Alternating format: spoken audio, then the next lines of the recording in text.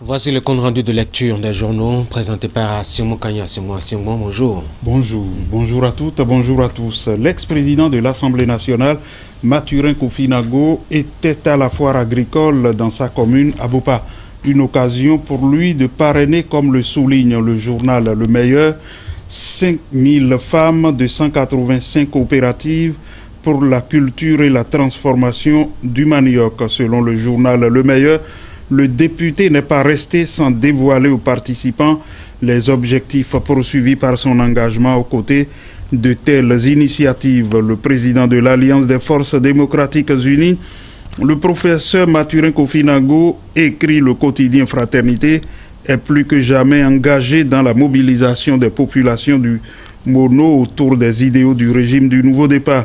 Le journal explique qu'il multiplie les initiatives en collaboration avec les membres du gouvernement pour vulgariser le programme d'action du gouvernement. Devant des milliers de femmes, l'homme a réitéré son soutien au chef de l'État et le journal de rappeler que c'était à l'occasion de la foire agricole organisée à leur endroit. D'autres points sur lesquels il s'est prononcé et rapporté par Fraternité sont par exemple la réponse à ses détracteurs et aux pourfendeurs de la rupture, les mérites de Talon, et puis la commercialisation du ciment sur laquelle s'est penché le gouvernement et qui fait écrire ce matin à Nord-Sud quotidien. Fini la pagaille. Le journal rapporte que le ministre du Commerce et de l'Industrie, Serge Akissou, a expliqué aux députés que le gouvernement n'est pas responsable de l'augmentation du prix du ciment, mais il y a que des dispositions sont en train d'être prises pour que la situation soit gérée pour le retour au prix normal. La Nation ajoute que les cimentiers sont sommés de baisser leur prix qui doit revenir au coût appliqué auparavant et qui tournerait autour de 70 000 francs CFA au plus. Dans la suite, la décision du 19 avril 2018 de la Cour constitutionnelle intéresse la Nouvelle Tribune qui écrit que cette décision sur l'affaire Caisse nationale de sécurité sociale condamnant le procureur de la République et le compte-rendu du Conseil des ministres du 2 novembre 2017 est la preuve que Laurent Métogne et ses co-accusés végètent en prison sur la base d'un faux rapport et non contradictoire. Et selon le journal, c'est une injustice criante que la haute juridiction a relevée.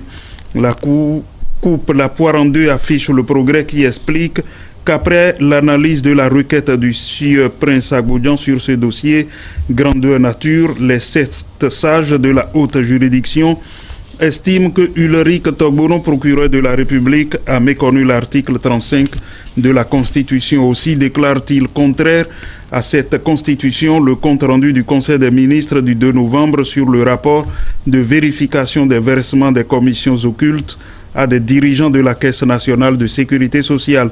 Le journal ajoute que tout de même, tout n'est pas mauvais dans la conduite de ce sulfureux dossier. Théodore Hulot et ses membres ont jugé que l'interpellation et la garde à vue ne sont pas contraires à la Constitution. Autre information traitée par la presse ce matin, la lutte contre la corruption engagée par le Bénin. À ce sujet, Libération rapporte que le Bénin est cité en exemple par le Fonds monétaire international et la détermination de Talon saluée à l'international. Le potentiel de dire que le Bénin de Talon est honoré à Washington où le ministre Abdoulaye Biochane a parlé d'une gouvernance qui fait école. Parlant de lutte, le Soleil Bénin Info souligne la lutte efficace contre l'insécurité et la cybercriminalité au Bénin à l'ère de la rupture pour écrire que Talon installe un climat favorable à l'investissement.